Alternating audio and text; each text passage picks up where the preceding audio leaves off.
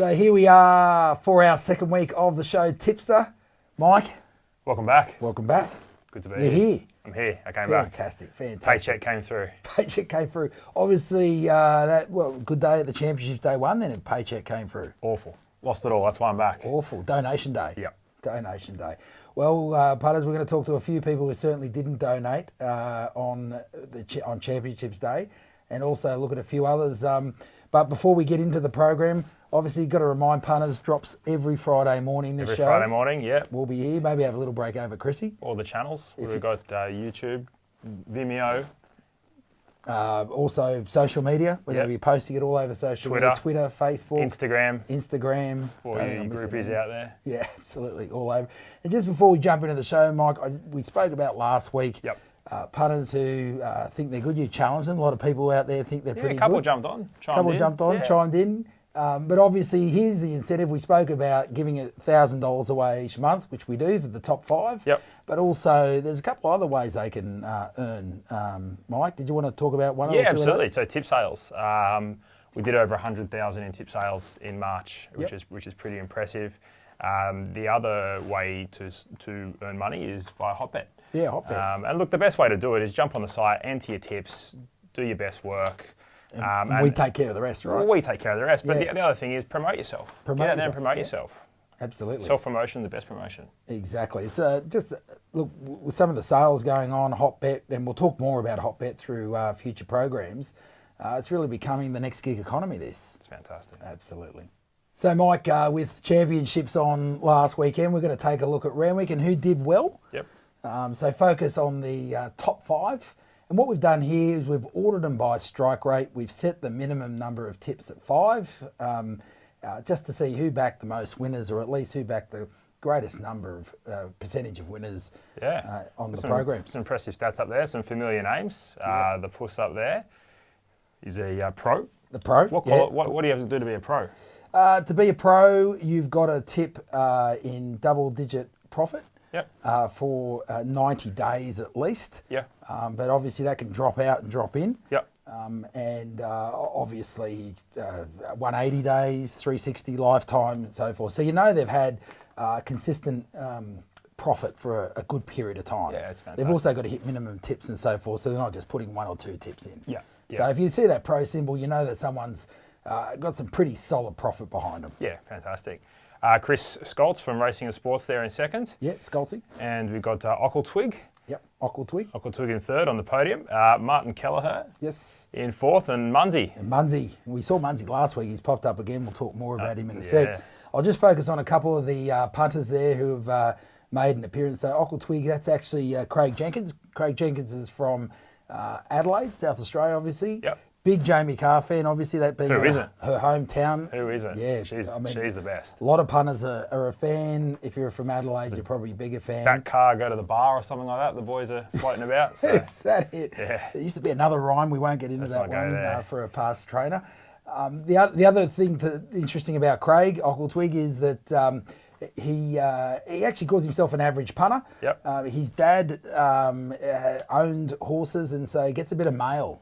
So that's his little edge. Yeah, a bit of insider mail. Insider mail. Goes a long way. Martin Kelleher, he's from Coffs Harbour, nice sunny Coffs Harbour there in New South Wales. What a place to live. Yeah, what a place to live, all right. Yeah, good. Martin uses a bunch of sort of form variables to pick his winners. Yeah, he seems pretty smart.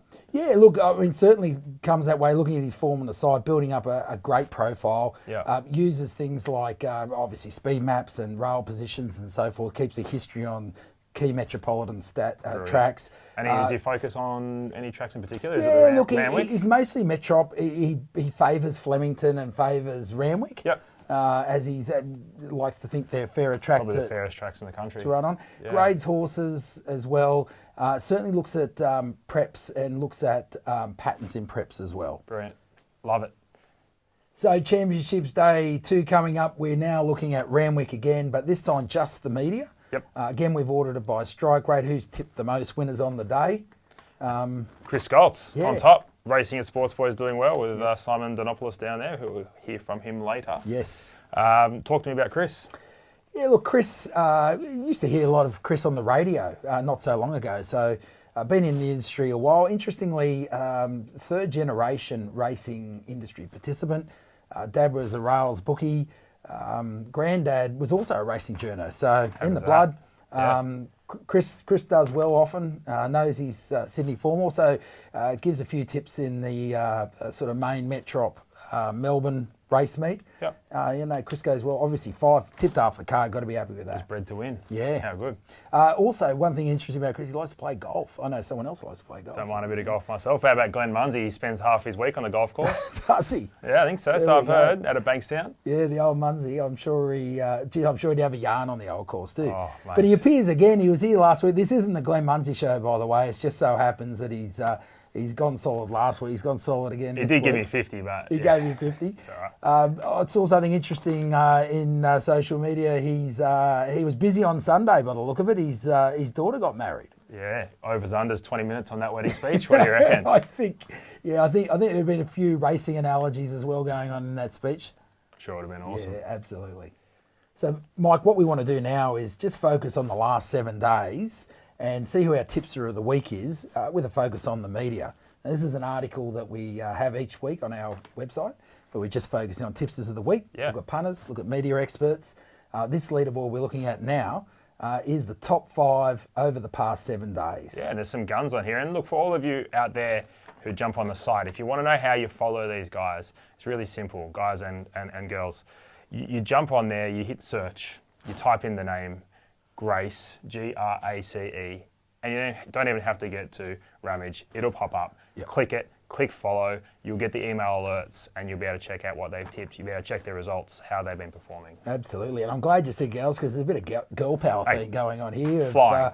Nadia Horn on top and Grace Ramage there as well in the top 5. Great to see. Yeah, absolutely. So what do we got? Nadia on top there.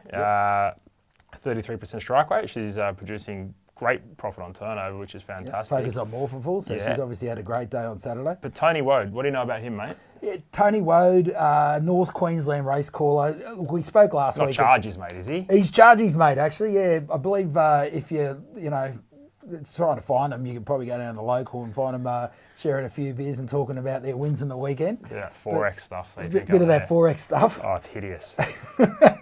He said that. Awful. So, look, the interesting thing with Tony is obviously focuses on limited number of races, does well. We always see him in the winner's circle, has a great long-term stats as well, which we'll talk to in a minute. There's a little story about Tony. Tony turned 50 not so long ago, and the team up there, the broadcast team, named a race after him. Race 1 at Townsville. Yeah. It was called the Happy 50th Birthday Tony Woad Handicap, I think, or something like that. Yeah. Guess what happens next? Abandoned. Yeah. So deluge and so forth. So race never. It reminds us of the last GTO handicap. Remember that one? Yeah. Abandoned as well. But anyhow, we won't go too much into that.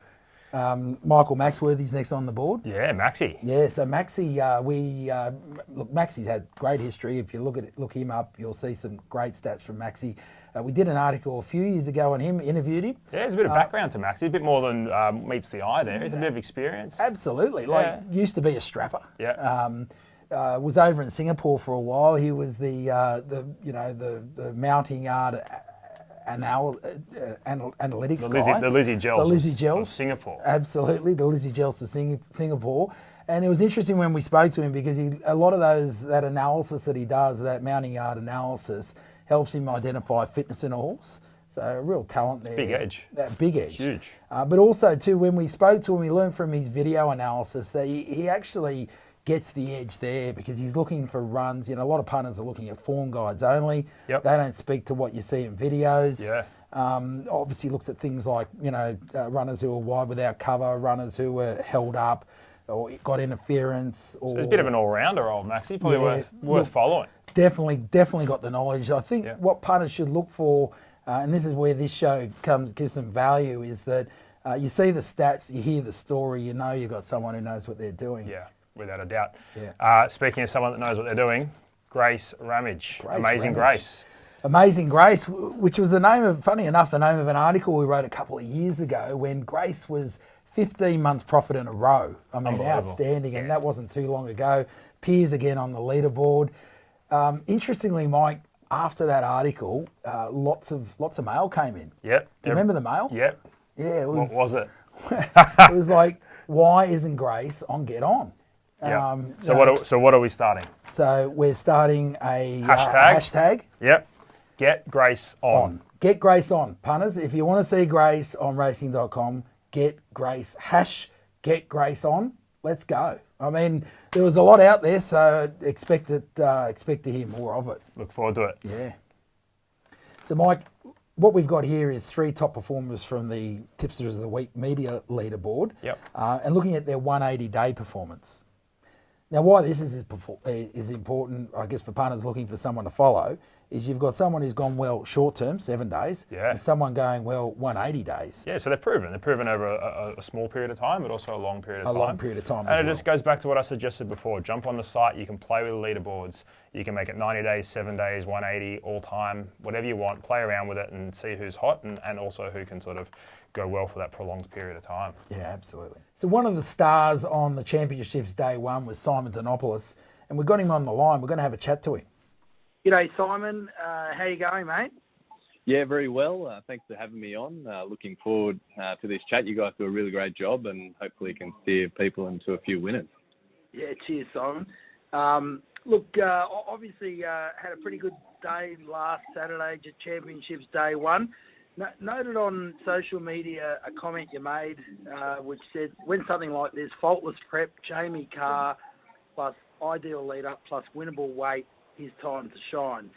And that's how you describe Cascadian's chances in the Doncaster last Saturday, and obviously before he went on to Salute. Just interested if you could tell punters a bit more, is it sort of lining up variables like that that's sort of the key to success as a tipster? Yeah, I think when you're, in terms of the horse Cascadian, I don't think many people would say it's his time to shine, but for a race like the Doncaster, it's quite easy to profile, so it's a bit easier than your sort of week-to-week races. He came through the George Rider, which has provided 5 of the last 7 winners. On our time form weight-adjusted ratings, he rated clear off his peak performance. Jamie Carr from an inside draw and third up. So for me, he ticked all the boxes I like to see. I think the biggest thing for him was with Jamie on, he was hopefully able to settle closer, which he did and improve the difference. So he's sort of been painful since arriving in Australia, but we've got the chocolates with him in that race. You've done well there, mate. So with the time form ratings that you refer to there, you get asked a bit about it on social media as well. Can you tell us a bit about that and how you sort of use those with your analysis and race-to-race sort of analysis as well? Yeah, so pretty lucky to be at Racing and Sports and able to use the extensive database that we have and all the time form ratings. So basically it's just a figure which sums up a racehorse's performance, I guess is the easiest way of putting it. There's a few other ratings guys out there, the ratings to win, so Daniel O'Sullivan's of the world. I imagine we all use a pretty similar formula as to how we get to these ratings, different scales, but generally we sort of all fit within the same mould. And using the time form ratings, you're able to compare horses from all over the world. If you were to put them in a race at Randwick over 1200, essentially we should be able to predict what the likely finish is going to be. It doesn't obviously always work. We're still at work, so clearly haven't solved the puzzle just yet, but certainly something I really enjoy. And we do a lot of our form on Monday when we do the back ratings for the weekend. That's when we do all our form, and then when you come to it to do the form on a Saturday, you generally have a grasp on where the horses are at in their preparations and where they're likely to trend towards. And hopefully from that, using then the weights carried, you're able to determine who's the more likely winner and hopefully find a few winners. It's a fantastic product on Racing and Sports, mate. Is there anything for the punters out there that you'd recommend looking at? I notice there's worksheets there, things like that provide a dividend on about 90% of the market there. Is it something like that you'd go for to say for the average punter that wants to jump on the site? Is there something that stands out for you to look at? Is it the neural ratings or anything in particular? Yeah, I'd say for me personally, I think the kilogram ratings is what I would look into. So if you log on the site, it's free to become a member. You access those, and for me, that just helps you line up the form a bit better. When you get form coming from everywhere, how do you know just where that form stacks up? And the kilogram ratings essentially are the time form ratings, just a different calculation, but the same process goes into it. So that's what we use for all our predictive models. And the kilogram rating, if used with your form, I think it's a good way to do it. There's a lot of obviously field punters out there doing your replays, and that little bit extra with the ratings just helps you, I guess, find out how much that horse can measure up or if it's too big a step up in grade. Yeah, fantastic. Yeah, it's a great tools there in racing and sports, and obviously putting them to good use, Simon, certainly through Championships Day 1 last weekend. Before we let you go, Championships Day 2, what race excites you most, and any chance of an early tip? Yeah, I think the QE is the one everyone's looking forward to, the rematch. But I think if we get a good track, it's certainly very much advantage, very elegant. I don't know if it's the Aussie in me, but the fact they put blinkers on to Dave, is that a cry for help? I don't know, a bit of desperation. Without a doubt. He's had 21 starts. He's 7 years old, and they put the blinkers on now. So I think she had the measure of him last start. I know he was first up, but I'd say firm track. She's clearly the one to beat.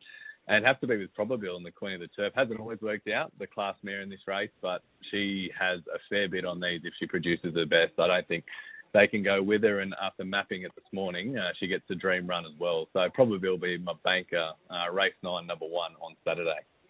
Awesome. Simon, thank you so much for your time, mate. Hope you have a great day on the punt on Saturday. And where can we find your tips on Saturday, mate? Yeah, thanks for having me on. Yeah, they'll be available on Twitter. I usually tweet them out Saturday morning, and do write an article on Friday as well that I post online. But for full tips, I'll post Saturday morning. But yeah, thanks for all the work you do, guys. Much appreciated. Thanks on your side. Thanks for your time. So we're going to now look at the stable of the week, Mike. Stable of the week. Stable of the week. Talk me through the stable of the week. Stable of the week. So we're looking at which racing publication, media site So we're has talking best bets. Best bets, Yep. Racing.com. Racing.com, Yep. Sky Racing, you name them, they're all on the site. The great tip-off. TheGreatTipOff.com. Okay. Yep. And we go to the leaderboard, and under Tipster, you can actually ask for media, pros and punters, or you can actually look for a particular, as we're calling it here, stable or publication or media Yep. agency, and you can actually see how their tipsters are going. Awesome. So we went through those and said, look, who've got everyone firing over a 30-day period, or a number of guys firing at once. This Yep. is not all the RaceNet tipsters, obviously, course. but these guys are obviously going well from the RaceNet yard. And look, we've no surprise on some of these names again. I mean, Cameron Happ, very sharp, has a great history, long-term, short-term. Very much focused, Cameron Happ. He's only had 27 tips there, so I'm guessing he's just putting his best bets out there. Cameron puts his best bets 2 to 3, maybe 4 Saturdays and Yep. Wednesdays. And look, typically. with the profit on turnover, you just cop 3 tips today. 51% pot. You've got to be happy with Fair that, dinkum. eh? I mean, How good's that? that's sort of Santa Claus stuff. He's on fire. Brad Waters these days, you'll see him a bit more. He actually pops up being sort of a News Corp business now. Jono, You'll yep. see him pop up on the telly and the Herald as well. Brilliant. So Brad's focus is on Melbourne. What we got there, Richie. Or Victoria, I should say. And then we've got Richie as well. Yeah, Richie pops up. We're seeing Richie pop up at Sky Racing as well. We were talking about bloodlines before. Yeah. He's got some of the best. Yeah, old Kenny. Kenny, I'll look at this tote board here, and I'm expecting Kenny to pop out for around and start taking us through the prices. Some of the great days. We cross over from the Sheffield Shield straight into the race 7 at Rosehill. Who can forget? So that wraps up another show, Mike. Getting ready for Championships Day 2. You excited, mate? It's going to be huge. Rightio. We got a mixed moral last week. I'm not going to talk about that one. What's going on this weekend, mate? I won't avoid. I'll be accountable. Come third. Came third, yeah. Third, but was less than ideal. Yeah, so it was a right. reverse That's all right. moral. This week we'll be going to race 1. Yep. We'll be going with the 3-year-old gelding by Frankel from the Waterhouse Bot stable. Yep. Converge. It's short. It'll be winning. Get us off to a good start in race 1. Rightio. There we go, folks. You've got mixed moral there. Race 1, getting you off to a nice start. So just before we leave, mention to viewers, get involved. TheGreatTipOff.com. You can tip on the site, earn in 3 ways. We'll talk more about that. Tip comps, Excel tips and hot bets. Or if you're looking for some information, we've given you a few clues about how you can follow punters. So easy. Hit the follow So button. easy. Get the If alert. I can do it, you can do it. Absolutely. The other thing I want to encourage viewers to do is post questions, get involved. We're going to post this footage all over the place. You can go to YouTube, you can go to Vimeo, you can go to our Twitter page, our Facebook page, and our Instagram page. Yeah, and just lastly for the ladies, no more fan mail for Damien. Okay, I spent all week going through it and it's been a nightmare. Yeah, sure. The other thing we want to say too is hit the subscribe button. If you're watching this on YouTube, hit the subscribe button and you'll get an alert every time the show drops. Other than that, good luck on the weekend. All the Good luck, best. good punting, wherever you may be.